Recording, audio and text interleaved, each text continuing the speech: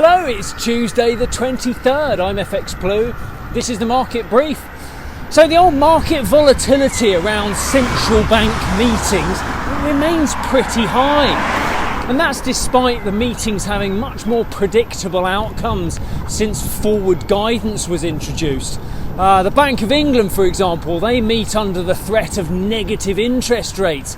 And despite the promise of 6 months' notice of any such move, that still represents significant market risk. It would be a big step into the unknown. But while there is uncertainty over how the economy will react to lifting lockdown and how long the pent-up demand will exist for, it's a threat the market can't ignore. Boris was on yesterday. He's naturally concerned about the third wave currently sweeping across the continent. But as things stand, we've got 3 weeks to go until lockdown is lifted. More than 50% of the adult population have received their first jab now. As such, sterling is expected to maintain its relative strength driven by lockdown optimism.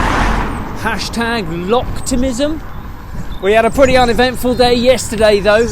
Sterling sold off a little. It bounced back to close virtually unchanged on the day, and we kick off this morning around 138.40. HSBC's been on. They released a paper questioning the US recovery, whether it's as strong as the markets assume. Their economists see the dollar ending the year lower than it is now. Now, of course, they may be talking up their own book, having positioned themselves for a bit of dollar weakness. But to be fair, evidence of the recovery is pretty flimsy. Yes, we had a strong non-farm payrolls in February, but subsequent weekly jobless claims have been underwhelming, to say the least.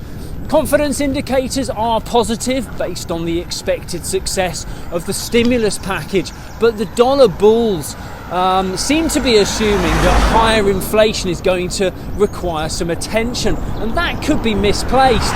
If the Fed is comfortable allowing inflation to run to 3% without action, that gives them plenty of headroom without any need for interest rate action. It'll be interesting to see how that one plays out. Keep an eye on it. For now, though, euro dollar rallied slightly, around 119.50 yesterday. The euro gains may be at risk until a vaccine strategy becomes clearer. The EU Commission meets on Thursday to discuss banning the vaccine exports in order to bolster European supply chains. So that's what it's come to, right? The EU might start a vaccine war. Good grief. I'm going to sign off there. Join me again tomorrow. If you do not have a clue, then just tweet through and ask FX Blue.